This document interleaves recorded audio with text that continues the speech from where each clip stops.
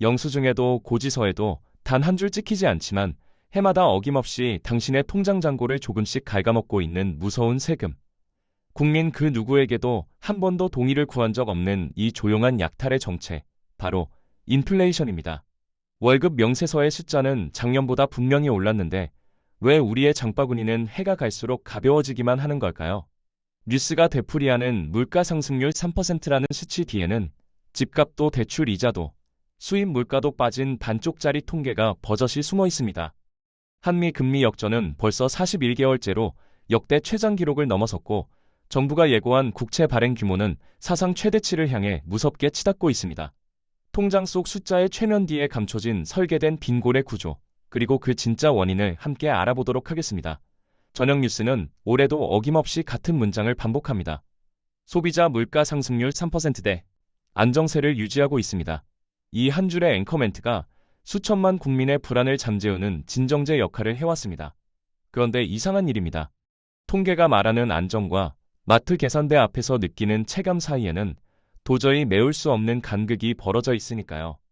그 간극의 정체는 생각보다 단순합니다. 한국의 소비자 물가지수, 이른바 CPI에는 우리가 평생에 걸쳐 가장 큰 돈을 쏟아붓는 항목이 빠져 있습니다. 바로 자가주거비입니다. 내 집에 살면서 매달 갚는 원리금, 전세 대출 이자, 혹은 집값 자체의 상승분이 물가 계산에서 깔끔하게 제외되어 있다는 뜻입니다. 서울 아파트 한 채 값이 직장인 평균 연봉의 20배를 넘어선 나라에서 주거비를 빼고 물가를 논한다는 건 체온계에서 발열 눈금만 지어놓고 건강하다고 선언하는 것과 다를 바 없습니다. 비교해볼 만한 숫자가 있습니다. 미국의 CPI는 주거비 비중을 30% 넘게 반영합니다. 집세가 오르면 물가지수도 곧바로 반응하는 구조입니다. 반면 한국은 전월세 변동분만 일부 포함할 뿐 자가 보유자의 실질 주거 부담은 통계 바깥에 머물러 있습니다. 그 결과 정부가 발표하는 물가와 국민이 피부로 느끼는 물가 사이에는 최소 2~3%포인트의 격차가 상시적으로 존재하게 됩니다. 쉽게 말해 뉴스가 3%라고 읽어줄 때 당신의 지갑은 이미 5에서 6%의 타격을 받고 있는 셈입니다. 이 왜곡은 단순한 통계 기법의 차이가 아닙니다. 물가가 낮게 잡히면 정부는 경제 운용을 잘하고 있다는 성적표를 손에 줍니다. 기준금리를 올려야 할 명분도 약해지고 복지 지출을 늘릴 여유도 확보되죠. 결국 불편한 숫자를 지표 밖으로 밀어낸 대가는 고스란히 월급쟁이의 장바구니 위에 올라앉습니다. 연봉 인상률이 물가 상승률을 앞질렀다는 보도가 나올 때마다 씁쓸한 웃음이 나오는 이유가 바로 여기에 있습니다. 애초에 비교 기준이 되는 물가 자체가 현실을 절반만 담고 있으니 임금이 올라도 삶이 나아지지 않는 건 너무나 당연한 결과입니다. 숫자는 거짓말을 하지 않는다고 합니다. 하지만 어떤 숫자를 보여주고 어떤 숫자를 감추느냐에 따라 같은 현실이 전혀 다른 이야기가 됩니다. 그리고 이 조작된 안정감 뒤에서 진짜 무서운 일은 소리 없이 진행되고 있었습니다. 소리 없이 진행되는 일이란 이런 것입니다. 올해 초 한 편의점 삼각김밥 가격이 100원 올랐습니다. 지난해에는 커피 한 잔이 200원, 그 전해에는 지하철 기본 요금이 150원 올랐죠. 하나하나 떼어놓고 보면 고작 동전 몇 립의 변화입니다. 아무도 분노하지 않고 아무도 거리로 나서지 않습니다. 바로 이 점이 인플레이션이라는 괴물의 가장 교활한 속성입니다. 한꺼번에 주머니를 털어가는 것이 아니라 하루에 동전 한 입씩 너무 적은 양을 너무 천천히 가져가기 때문에 피해자 스스로가 피해를 인식하지 못합니다. 언론은 이 구조를 해부하는 대신 표면만 훑습니다. 이번 달 계란값 역대 최고, 대파 한 단 5,000원 돌파, 자극적인 숫자 한두 개를 헤드라인에 올려놓고 분노를 잠깐 끌어오르게 만들지만 왜 이런 일이 반복되는지, 그 밑바닥에 어떤 통화 구조와 정책 실패가 깔려 있는지는 좀처럼 묻지 않습니다. 시청자는 팥값이 비싼 건 알아도 자기 예금의 실질 가치가 해마다 수십만 원씩 증발하고 있다는 사실은 모른 채 채널을 돌립니다. 단편적인 물가 보도는 오히려 진짜 문제에서 시선을 빗나가게 만드는 연막탄 구실을 하고 있는 셈입니다. 냄비 속 개구리라는 오래된 비유가 있습니다. 뜨거운 물에 넣으면 즉시 뛰쳐나오지만 미지근한 물에서 천천히 온도를 높이면 위험을 감지하지 못한 채 삶아진다는 이야기입니다. 지금 대한민국 가계의 처지가 정확히 그렇습니다. 매달 나가는 고정비가 조금씩 늘어도 월급날이 돌아오면 일단 숨이 트이고 카드 결제일이 지나면 또 한 달을 버텨냈다는 안도감에 기대어 삽니다. 그러나 3년, 5년 단위로 가계부를 펼쳐보면 풍경은 완전히 달라집니다. 같은 수입으로 살 수 있는 것들이 눈에 띄게 줄어들어 있고 저축 여력은 바닥을 향해 가라앉고 있습니다. 문제는 이 추락을 자각한 순간에는 이미 물이 끓고 있다는 것입니다. 그렇다면 이 미지근한 물의 온도를 올리는 손은 대체 누구의 것일까요? 뉴스가 비추지 않는 그 손의 정체는 화폐를 찍어내는 인쇄기 위에 놓여 있었습니다. 인쇄기 위에 놓인 그 손의 주인은 정부입니다. 국가를 운영하려면 돈이 필요합니다. 도로를 깔고, 군대를 먹이고, 노인에게 연금을 주고, 아이에게 급식을 제공해야 하니까요. 이 막대한 비용을 충당하는 가장 정직한 방법은 세금을 걷는 것입니다. 그런데 세금을 올리는 순간 여론이 들끓고 표가 떨어집니다. 정치인에게 이보다 두려운 일은 없죠. 그래서 역사 속 수많은 정부가 발견한 우회로가 있습니다. 세금을 올리는 대신 돈을 더 찍어내는 것입니다. 원리는 놀라울 만큼 단순합니다. 시장에 사과가 10개 있고 돈이 10,000원 있으면 사과 1개는 1,000원입니다. 그런데 정부가 10,000원을 추가로 풀면 사과는 그대로 10개인데 돈은 20,000원이 됩니다. 사과 1개 값은 2,000원으로 뜁니다. 사과가 비싸진 게 아닙니다. 돈의 가치가 반토막 난 겁니다. 이것이 인플레이션의 본질이며 경제학자 밀턴 프리드먼이 평생을 두고 경고한 핵심이기도 합니다. 인플레이션은 언제나 그리고 어디서나 화폐적 현상이라고 말입니다. 쉽게 번역하면 물가가 오르는 건 물건이 귀해져서가 아니라 돈이 너무 흔해졌기 때문이라는 뜻입니다. 이 과정에서 벌어지는 일을 가만히 들여다보면 소름이 돋습니다. 정부는 새로 찍은 돈으로 자기 빚을 갚거나 예산을 집행합니다. 그 돈이 시중에 풀리는 순간 당신이 이미 갖고 있던 돈의 가치는 희석됩니다. 아무도 당신의 동의를 구하지 않았고 고지서 한 장 날아오지 않았지만 결과는 세금을 낸 것과 똑같습니다. 통장 잔고의 숫자는 그대로인데 그 숫자로 살 수 있는 것들이 줄어드는 마술. 이것이 전문가들이 인플레이션을 가리켜 보이지 않는 세금이라 부르는 이유입니다. 표를 잃지 않으면서 국민의 주머니에 손을 넣을 수 있는 유일한 방법이기 때문입니다. 그런데 이 보이지 않는 세금의 위력을 몇 배로 증폭시키는 뇌관이 하나 더 있습니다. 한국과 미국 사이에서 벌써 3년 넘게 벌어지고 있는 금리의 균열입니다. 금리의 균열은 숫자로 보면 더욱 선명해집니다. 2022년 여름 미국 연방준비제도가 기준금리를 한국은행보다 높이 끌어올린 이후 두 나라의 금리는 역전 상태에 놓였습니다. 그리고 현재 그 역전이 무려 41개월째 이어지고 있습니다. 역대 최장 기록입니다. 이 숫자가 왜 무서운지를 이해하려면 돈의 본능을 먼저 알아야 합니다. 돈은 감정이 없습니다. 오직 이자가 높은 곳으로 흐릅니다. 세계의 기축통화인 달러가 본국에서 더 높은 이자를 주는데 외국인 투자자가 굳이 원화를 들고 있을 이유가 없습니다. 결과는 단순합니다. 원화를 팔고 달러를 사는 흐름이 멈추지 않는 것이죠. 이 흐름이 만들어낸 풍경이 바로 환율의 고공행진입니다. 원달러 환율이 1,400원을 넘어선 지 이미 오래고 시장이 불안할 때마다 1,500원 선을 위협합니다. 환율이 오른다는 건 수입품 가격이 그만큼 비싸진다는 뜻입니다. 한국은 원유, 천연가스, 밀, 옥수수 같은 핵심 원자재의 대부분을 수입에 의존하는 나라입니다. 환율이 100원 오르면 주유소 기름값부터 밀가루로 만든 빵과 라면, 사료값에 연동된 달걀과 닭고기까지 연쇄적으로 가격이 뜁니다.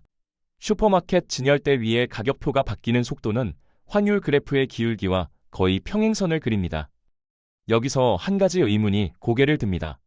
그렇다면 한국은행이 금리를 올려서 미국과의 격차를 좁히면 되지 않느냐는 것입니다.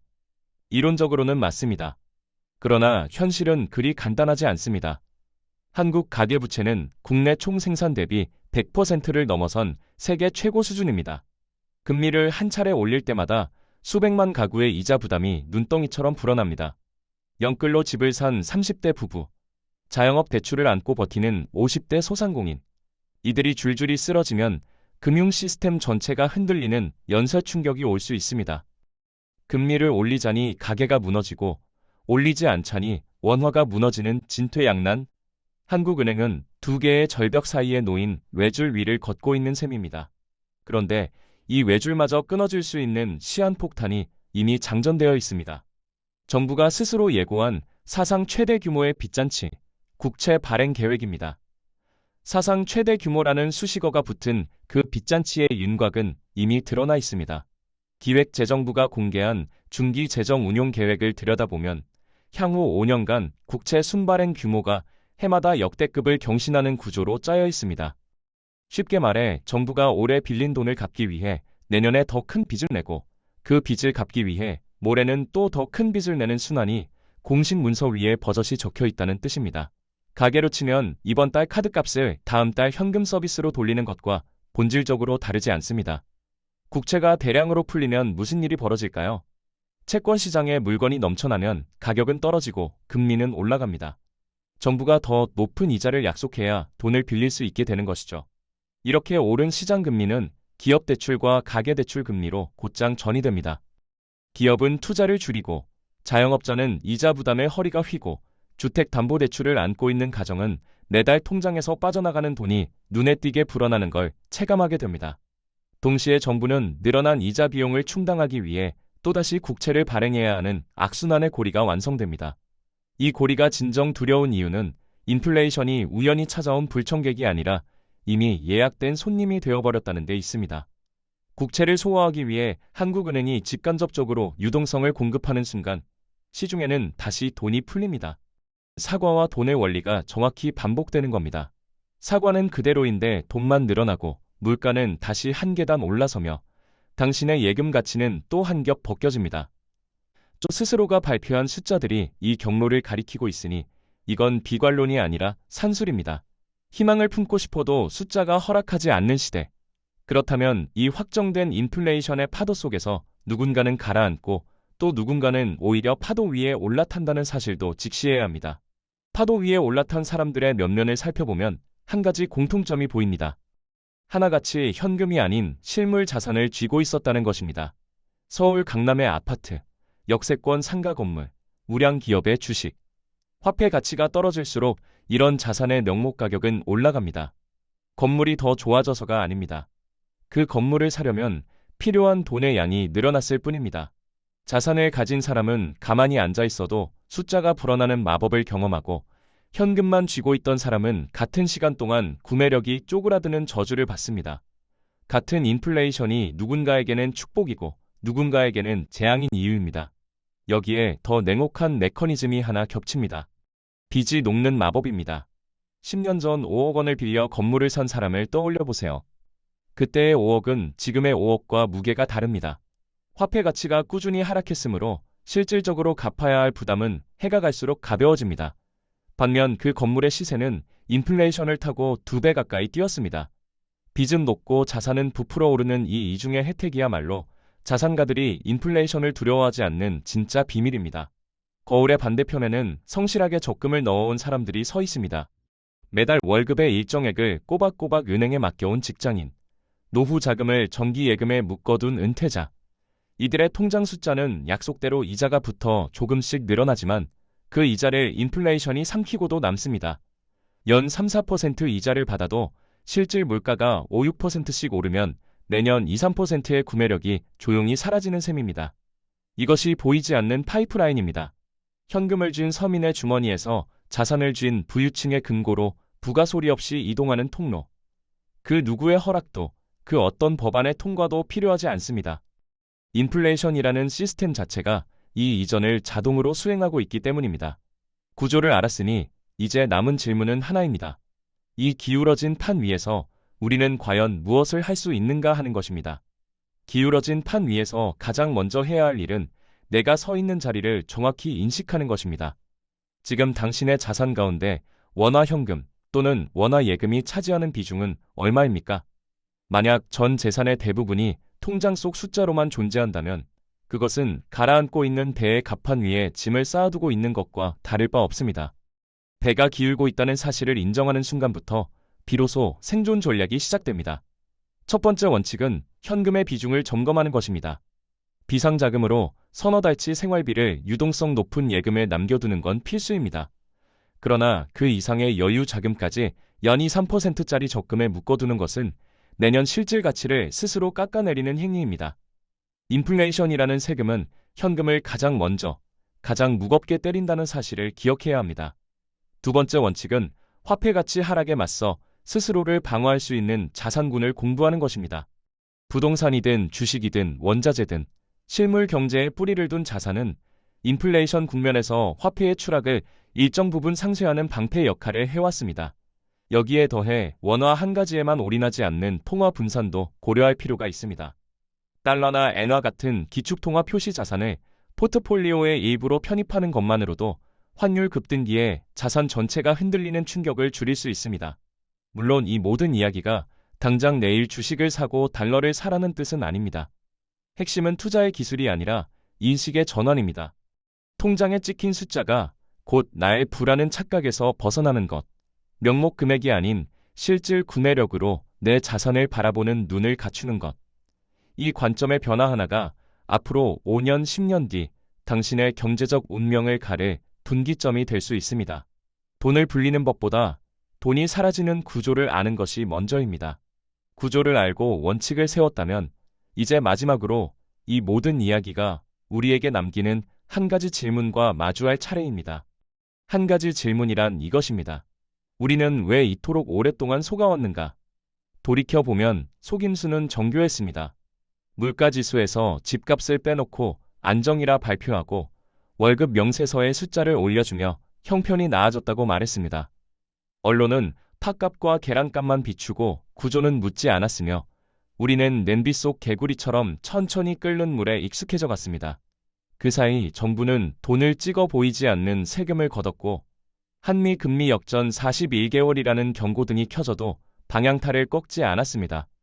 사상 최대 국채 발행이라는 시한폭탄은 이미 장전되었고 빚이 녹는 마법의 수혜자와 현금이 증발하는 피해자 사이의 간극은 해가 갈수록 깊어지고 있습니다.